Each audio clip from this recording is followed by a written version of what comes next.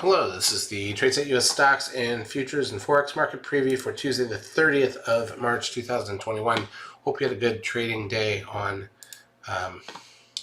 Monday. Yeah, we did, definitely. I mean, we had a good run. The futures and stocks early on. The second half of the day was boring.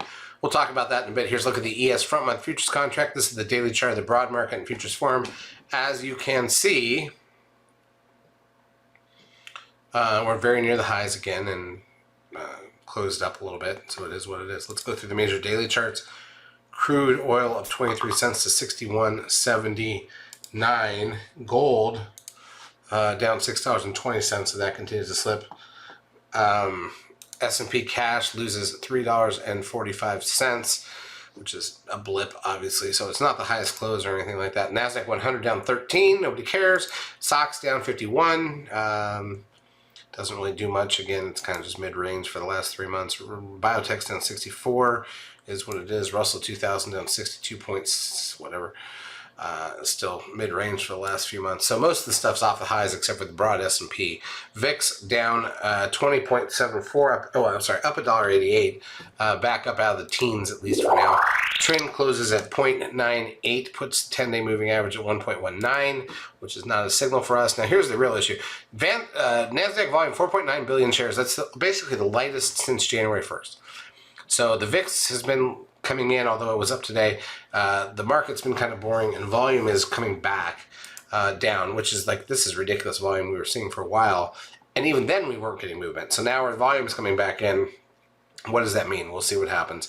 Advance decline ratio on the NASDAQ, negative 1930. So more stocks down than up by quite a bit, actually. On the New York, negative 1101, sorry. So more stocks down. Google gains 21.06, so we're not going to break that high range base anytime soon. Apple up 18 cents. This thing's been a dead fish for a while now. Netflix up 5.90, also unexciting. Amazon up 23.70, that is a blip and unexciting for Amazon. Tesla down $7.42. Facebook gained $7.80, up near the highs. Zoom down $11.56, back near the lows. That one looks more negative than anything. Goldman Sachs down $1.66.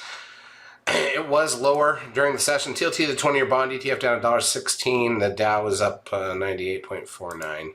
New closing highs on the Dow. Bitcoin coming back near the highs after dipping to 50,000 over the weekend. Put call ratio is not really in any danger area in terms of intraday action. Look, here's what happened. Remember, we got the late rally on Friday. That was kind of weird. And we kind of gapped down and tried to fill that early. Couldn't fill it. Pulled back a bit. Basically pulled into where the range was on most of Friday. Came back up over lunch. Heading into lunch, we got and filled the gap. Then just dead flat for the rest of the day. And that's why the S&P closes down 3, which is not really an event. NASDAQ side, almost no different. 13 sell signal right there at the high. And that's it. So we just, it's just, I wouldn't say it was interesting. We did have some good trades. We had the futures trades that went well. A couple stock trades early on that were good. Got a 13 sell signal on Lulu that helped us and stuff like that. But so it was a good start to the week from that perspective, but nothing spectacular yet beyond that. All right, in terms of economic data coming out on Tuesday here in the U.S., the housing price index at 9 a.m. Eastern Time, consumer confidence at 10, the CB consumer confidence, and that's it. And again, remember, we are closed on Friday this week.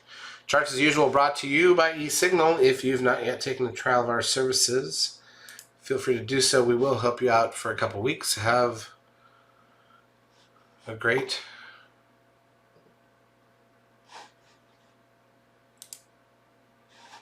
trading Tuesday.